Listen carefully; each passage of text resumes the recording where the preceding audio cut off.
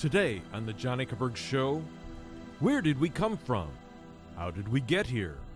What brought us into existence? In most high schools and colleges, Charles Darwin's theory of evolution is presented as an established fact of science rather than a theory. But today, many leading scientists in their peer-reviewed literature are rejecting Darwin's theory for many reasons. One of the most important being the Cambrian explosion of animals, where complex, fully formed animals suddenly just appeared in the fossil record, with no prior ancestors before them. Why do some scientists believe that these animals present compelling evidence of an all-powerful designing intelligence in the history of life? My guest today is Dr. Stephen Maier, who received his PhD in the philosophy of science from Cambridge University, as the author of the best-selling book, Darwin's Doubt. We invite you to join us.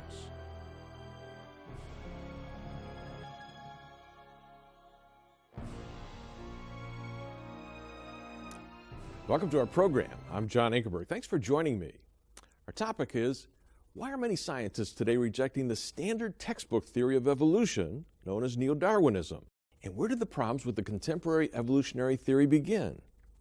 And Dr. Maier, I'm really glad that you're here, and I want to start this program by asking you to explain how the fossil record poses a problem for Darwinian evolution. It actually poses two big problems. Right. Well, we've been talking about a doubt that Darwin had about the adequacy of his own theory, its ability to explain all the evidence. And his doubt concerned a major event in the history of life known as the Cambrian explosion, in which the first major groups of complex animals arose very abruptly in the fossil record. And this posed two problems, two mysteries that were really unresolved by Darwinian theory. The first I like to call the mystery of the missing fossils, because these animals appear very abruptly in the Cambrian layers, but as you go back into the lower pre-Cambrian strata, you don't find any evidence of the ancestral forms of those animals, the simpler forms that you would expect to find according to Darwin's theory, because Darwin expected that the first complex forms of life would have emerged very gradually as a result of the accumulation of numerous slight variations or changes generation to generation. You just don't see the accumulation of those changes in the lower strata. So that was a problem. That was a big problem. But there's an even more fundamental problem, and one that we've grown to appreciate in much more depth in the 20th century and 21st century, and that's essentially an engineering problem. How would the evolutionary process have built these complex forms of animal life, especially since they arose so abruptly in such a narrow window of geologic time? And that's, in my book, I look at both of those two mysteries, but the second mystery is more fundamental, and it's grown very much more acute because of things that we've discovered in modern biology during the second half of the 20th century, since the 1950s. And in particular, things that we've discovered about the information-bearing properties of living organisms and the information-bearing properties of the amazing molecule known as DNA. Yeah. When Crick and Watson came out with this discovery, what did they show us? Well, Watson and Crick made the extraordinary discovery in 1953 that is, world-renowned. They were able to elucidate the structure of the DNA molecule, and they showed that the DNA molecule had this famed double helical structure with 4 chemicals running along the inside of that helix. And as most of us learn in biology class at some point, the DNA is the molecule that contains hereditary information, and it has a helical structure. Along the outside, there is this winding ladder, double helix ladder, made of sugar and phosphate. On the inside of the molecule, there are these 4 chemicals called bases or nucleotide bases. And in 1957, 4 years after the structure was discerned, Francis Crick put forward I think what was one of the most important hypotheses in the history of science. It's called the sequence hypothesis. And what Crick proposed was that these 4 chemicals that chemists represent with the letters A, T, G, and C are actually functioning like alphabetic letters in a written text or like zeros and ones in a section of computer code. That is to say, it's not their chemical shape or structure that matters. What matters is the arrangement of those chemicals such that they are able to convey instructions for building all the important proteins and protein machines that keep cells alive. So what you have on the DNA molecule is literally digital code that provides instructions for building the crucial parts of cells that allow all life to exist. When you go down that spine, how much information is there? Well, in the human genome, there's about 3 billion nucleotides. And even in a single one-celled organism, there is enough information to build a minimally complex one-celled organism requires about 400 or 500 proteins. And that's going to compute to several hundred thousand what are called base pairs or individual nucleotide letters in that genetic message. That all have to be arranged precisely. They have to be arranged precisely so that the instruction set will direct the construction of these proteins, these various kinds of proteins that are needed to keep cells alive. And proteins are essentially the toolbox of the cell. That some of them process information, some of them build structural parts, little miniature machines. We're discovering inside cells there are literally little tiny machines. There's a form of nanotechnology, sliding clamps and rotary engines and robotic walking proteins. And then some proteins catalyze reactions. These are the enzymes that we hear about. So proteins do all the jobs that keep cells alive and animals alive, but they can only be built if the instruction set is right, and that instruction set is stored on DNA. Even Bill Gates, when he looked at this, what did he say? Well, Bill Gates has said that DNA is like a software program, only much more complex than any we've ever been able to create. And many biologists have made similar observations. Famed biotech pioneer Leroy Hood has said very, very directly that DNA contains digital code. All right, explain how DNA relates to the Cambrian explosion and what we're talking about. Well, right. I used to ask my students a question, and if you want to give your computer a new function, what do you have to give it? And they'd say, well, code or instructions or software or information, and all of those are correct answers. And it turns out that the same thing is true in life. If you want to build a new form of life from a simpler pre-existing form of life, you need new information, or rather, to put it more precisely, the evolutionary process would need to generate new information, new code. And that raises a big question. How does it do that? How would it do that? How could it do that?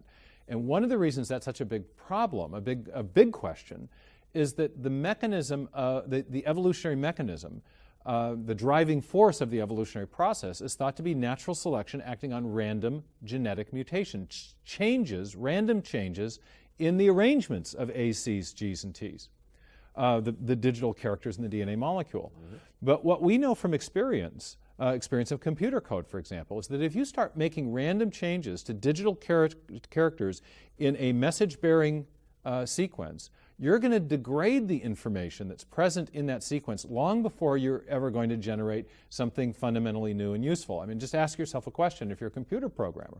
If you've got a functioning computer program and you start randomly changing zeros and ones, are you going to generate a new program or operating system? Or you're going to introduce glitches and bugs into the program you already have? Yeah, all our techies in the room are saying, keep the bugs away. Yeah, keep the bugs away. And so there's something fundamentally disquieting from the standpoint of information science about the idea that random changes in a functional section of code or text could generate something fundamentally new. And so that's been a kind of general concern that scientists have had about the creative power of the Darwinian mechanism. Can the Darwinian mechanism of natural selection and random mutation really generate new functional code? Because to build a new animal, you need new code. You need new DNA with digital information stored in those molecules. All right, let's go to the clip where you show what is happening in the cell and how it's programmed with this code. How do you explain the origin of the Cambrian animals seemingly out of nowhere? This isn't just a problem of explaining the absence of evidence in the fossil record. It's also a problem of explaining everything we know about life, right down to the level of molecules and cells. The biological structure of a Cambrian trilobite was as complex and sophisticated as a modern crab. Its organs included a brain, gut, heart, and compound eyes. Each organ was constructed from specific types of cells. Each cell type was made from dozens of specialized protein molecules. And each protein was assembled from a 4-letter chemical code in a section of DNA called a gene. Now, for the evolutionary process to transform a simple Precambrian organism like a sponge with 4 or 5 cell types into a Cambrian trilobite with at least 10 times that many different types of cells, that's a huge leap in complexity. And to make that leap, you need a vast amount of new genetic information. Where does that information come from? That's the central mystery of the Cambrian explosion. So, Dr. Maier, help us understand this. Go back to this thing now of chance. I think Murray Eden at Worcester Institute called a conference in the 1960s, and he was a mathematician, and he called evolutionary biologists, and he had people that were working on the atomic bomb. He had all kinds of scientists there, and he had a question that was bugging him. What was it? Well, Murray Eden was a computer scientist at MIT, and there was a picnic in 1965 where the computer scientists and the physicists and the mathematicians and the engineers were talking with their biology colleagues over lunch. And all these scientists with mathematical training were expressing skepticism about the creative power of the mutation selection mechanism. They didn't believe that it could generate new genetic information on the scale that was required to explain things like the Cambrian explosion. And their main reason for thinking that was they realized that random changes in any formal language system will inevitably degrade meaning. And that is because there's a lot more ways to go wrong than there are to go right. If anyone's played Scrabble and you have a pile of letters, you know that if you just reach in and start picking the letters out at random, you're overwhelmingly more likely to get gibberish than you are to get a word. And that's actually because people have worked out the math on this. The ratio of functional words of any given length to the ratio of sequences of characters that give you gibberish is really minuscule. It's in the case of a 12-letter word, I think the ratio is 1 over 100 trillion. One word for every 100 trillion arrangements of characters that give you nothing but gibberish. So if you start with a word, or start with a section of functional genetic text or a section of computer code, and you start randomly changing it, you're overwhelmingly more likely to end up with gibberish because most of the sequences are gibberish. And that's the problem that the engineers were concerned about at Wistar. And so this is just not a good way to think about how genetic information originated. This mechanism simply is unlikely to produce anything good in the time we have available. Or as Murray Eden says, it's improbable. It probably couldn't happen. It's improbable on a cosmic scale. Yeah. All right, let's go to the clip where you show what is happening in the cell and how it's programmed with this code. In 1957, Francis Crick first proposed that chemicals called bases along the spine of the DNA molecule function as alphabetic characters in a written language or digital characters in a machine code. This animation shows how this digital information directs protein synthesis. First, a large protein complex separates the tightly wound strands of the DNA to prepare it to be copied. During this process of transcription, a protein complex called a polymerase produces a single-stranded copy of the original instructions. Here we see this copy, a messenger RNA molecule, being constructed inside the polymerase as individual bases are positioned and added to the growing strand. Now we see the polymerase in action from the outside as it spits out the messenger RNA transcript. Next, this RNA transcript approaches and passes through a molecular machine called the nuclear pore complex, an information recognition device that controls the flow of information in and out of the cell's nucleus.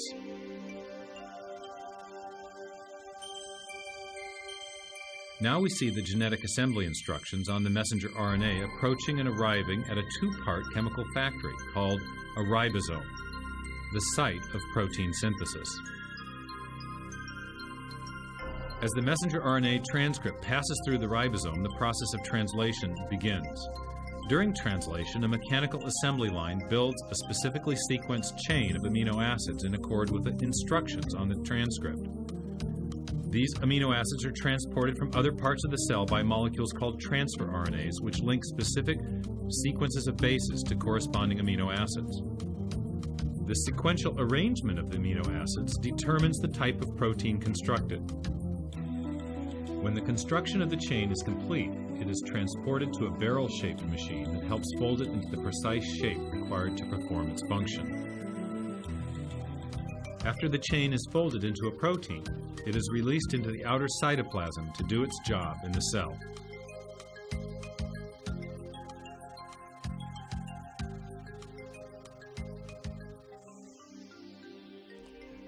Now, Stephen, looking at that wonderful clip, I bet you that 85% of our audience didn't understand what they were looking at. But they did pick up a couple things. First of all of that was happening in one single cell. All right? All of those little machines that you were looking at are in one little cell. They're interconnected. Then they saw code. Your point is, if that code's not right, those machines aren't going to do their jobs, because that code, that information, makes them do what they do. And the question you're raising is, where did this complex code come from? Well, right, and what we've understood since the time of Watson and Crick, and from what's called the period of the 1950s and 60s, which we now refer to as the molecular biological revolution, is that information is running the show inside living systems. It's a little bit like what goes on at the Boeing plant up in Seattle where I live, where the engineers use a technology called CAD/CAM, Computer-Assisted Design and Manufacturing, where an engineer will sit at his or her console, write some code for building a particular part for the airplane at an assembly center, and the code will go down a wire. It will be translated into another machine code that can be read by the assembly center, and then, for example, if you're building an airplane wing, the assembly arm may take the instructions and put the rivets at exactly the right place in accord with the engineer's instructions. So you have digital code being written by an engineer directing the construction of a mechanical part. And inside cells, what we have is digital information directing the construction not of airplane wings, but rather of proteins. And proteins, again, are the toolbox. They're the molecules that do all the important jobs inside cells that keep us alive. So the recognition that information is running the show inside living systems has also made us aware that if you want to build a new form of life, like a Cambrian animal, you've got to have a lot of new information. Every new Cambrian animal required a bunch of new dedicated cell types. Each type of cell required dedicated proteins. Each new type of protein requires, in turn, new code. So the Cambrian explosion isn't just an explosion of new forms of animal life, it's an explosion of information. And yet there are really big reasons to doubt that the neo-Darwinian mechanism can generate that new information.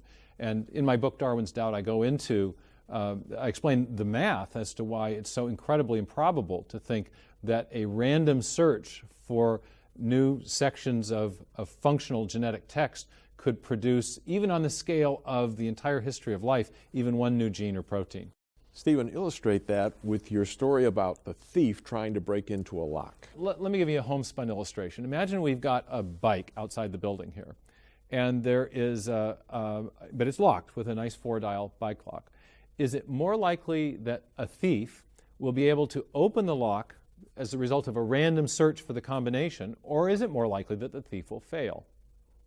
Now, in a way, it's a trick question, because it depends on how much time the thief has to try to open the combination. We know that there's a lot of different combinations. In fact, with a 4-dial lock, there's 10 times 10 times 10 times 10, or 10,000 possible arrangements of those digits, only one of which will open the lock. If the thief only has a couple minutes, the thief will, by random means, only be able to sample a very small number of those combinations, and so it's overwhelmingly more likely in that case that the thief will fail. But we could imagine a situation where, say, we gave the thief several days to do it, and he was able to sample more than half of the combinations, in which case it would become more likely that he would succeed than he would fail. But what if we change the illustration a little bit? What if we give the thief that same, say, 24-hour period, and now we confront him with this lock, a lock with 10 dials on it? Now, well, with 10 dials, you're not just adding combinations, you're multiplying by 10 with each new dial. So for a 10-dial lock, you actually have 10 to the 10 possible combinations, or 10 billion combinations. So even in a day, a full 24-hour period, the thief is only going to be able to sample a very tiny fraction of that total 10 billion. So in that case, it's overwhelmingly more likely that a random search will fail to find the meaningful combination that will open the lock. Now, the question in biology is the situation for finding a new gene or protein more like the first case, where the lock has a reasonably small number of combinations in relation to the time available, or is it more like the second case, where the number of combinations is so vast that even with a great deal of time, there's not going to be enough time to sample more than a small fraction of the combinations? And what is it? Well, it turns out that the biological system confronting us is not like the 4-dial lock with the day, it's much more like the 10-dial lock. In fact, there's a scientist named Douglas Axe who's given a very precise estimate of this, and he has shown that that it's much more like a bike lock with 77 dials, which is one for every functional arrangement of those letters in the DNA code. There are 10 to the 77th arrangements that will give you gibberish. That is a non-functional, non-folding amino acid chain rather than a functional protein. And so, with that many combinations to search, even if you have 3.5 billion or 4 billion years of biological history to do the searching, by a random means, you're not going to have enough time to sample but a small little fraction of the different combinations. And so it's going to be overwhelmingly more likely that a random search, one relying on random mutation, will fail to find even one functional gene or protein in the known history of life on Earth. That's the upshot of Axe's calculations. And I go into this and explain this in more detail in the book Darwin's Doubt. Yeah. We all kind of grew up in public schools and were taught that evolution, life arose by chance, okay? But I can hear some folks saying, there's a small probability that this could have happened, so why isn't it possible? Well, people will look at a number like 1 chance in 10 to the 77th power, and they'll say, so there's a finite probability that a new gene or protein could arise in the known history of life on Earth. And there's a flaw in that reasoning. We can never say anything is impossible because there's always a finite probability of any event happening.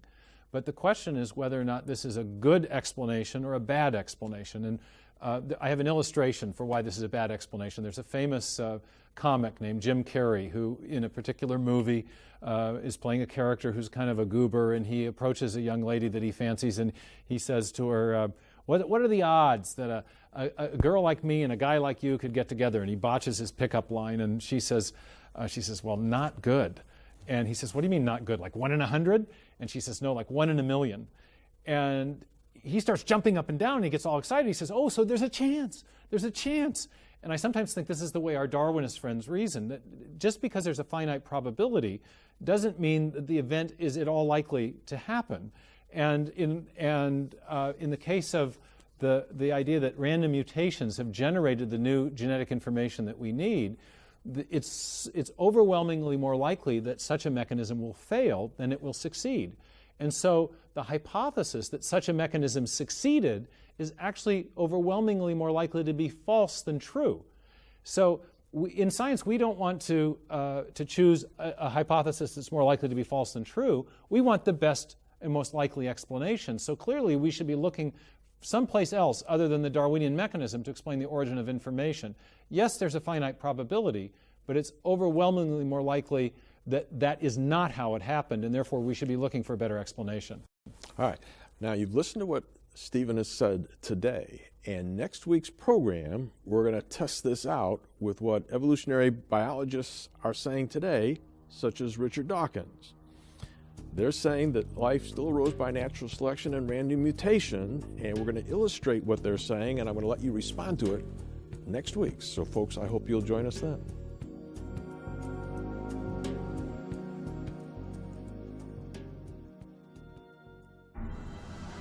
If you would like to have all of the information in our new series, The Mystery of the Missing Fossils, featuring Dr. Stephen Maier, all 4 half-hour television programs are available on DVD for a gift of $49. You will see the astonishing evidence that has led scientists to conclude that fully developed, complex animals suddenly appeared on Earth during the Cambrian age and had no prior ancestors, and why this fossil evidence goes directly against Charles Darwin's theory of evolution, why an all-powerful intelligent designer is a better scientific explanation than Darwinism for the sudden appearance of fully formed animals in the fossil record. The 4 important programs in this series are available on DVD for a gift of $49. Then our second series is entitled The Case for Intelligent Design. Charles Darwin admitted he did not know how the first cell came into existence. But today, molecular biologists have discovered that the human cell is not simple, but complex beyond belief.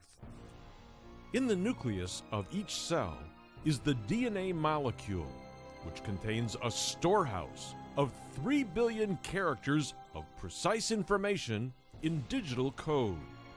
This digital code is crucial to the origin and function of all plants, animals, and humans.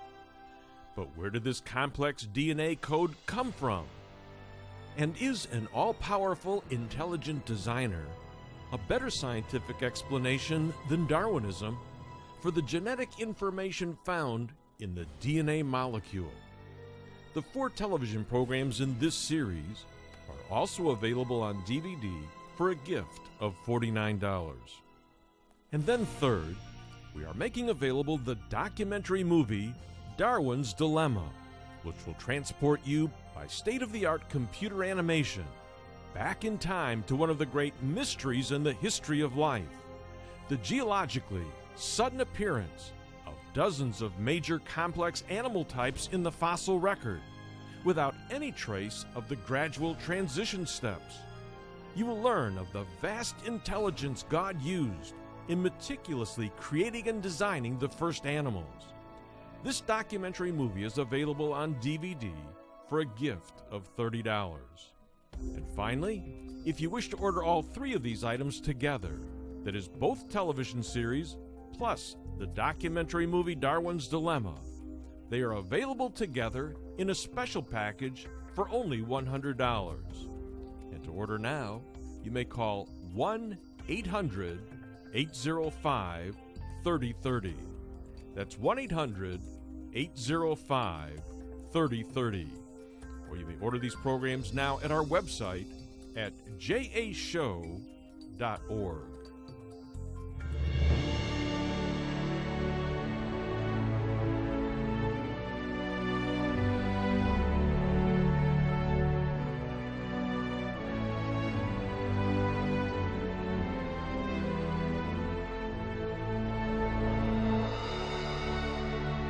To learn how to start a relationship with Jesus Christ, go to our website at jashow.org.